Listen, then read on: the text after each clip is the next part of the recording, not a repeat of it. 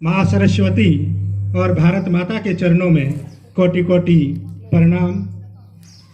राष्ट्रपिता अहिंसा के पुजारी महात्मा गांधी जी, संविधान शिल्पकार, आधुनिक भारत के निर्माता बाबा साहब डॉक्टर भीमराव जी अम्बेडकर, भारत के प्रथम प्रधानमंत्री पंडित जवाहरलाल नेहरू जी को मेरा कोटि कोटि प्रणाम।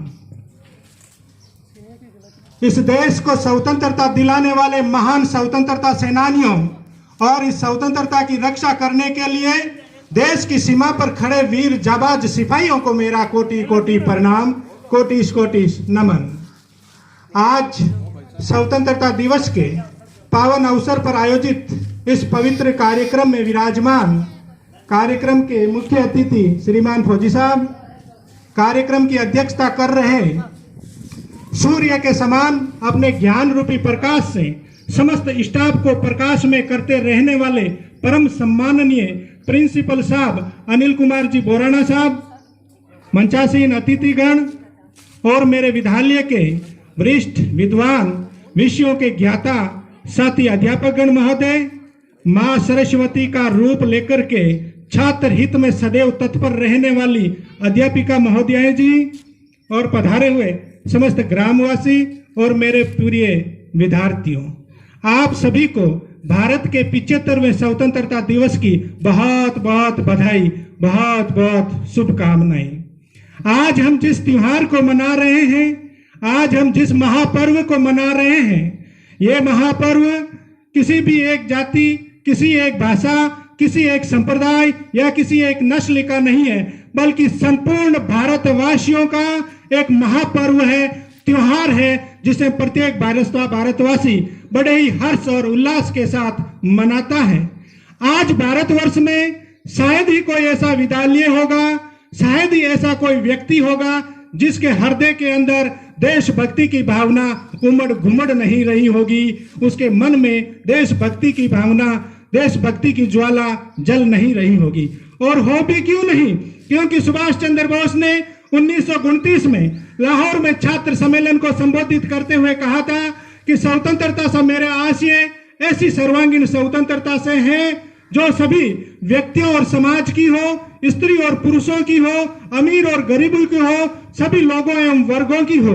इस स्वतंत्रता का तात्पर्य न केवल राजनीतिक गुलामी से मुक्ति होगा, बल्कि संपत्ति के समान बंटवारे, जातिगत अवरोधों, सामाजिक असमानताओं का अंत और धार्मिक सहिष्णुता का सर्वनाश करना भी होगा।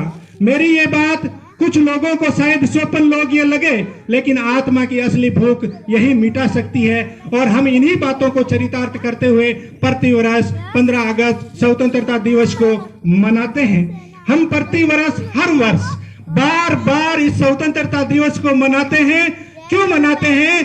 क्योंकि हमारी आने वाली पीढ़ियां ये जाने कि जिस स्वतंत्रता का उपभोग हम कर रहे हैं, इस स्वतंत्रता को प्राप्त करने के लिए सुभाष चंद्र बोस, भगत सिंह, चंद्रशेखर आजाद, रोशनलाल, अशफाकुल्लाह खान जैसे महान स्वतंत्रता सेनानियों ने अपने प्राणों का उत्सर्ग किया था, प्राणों का बलिदान दिया था।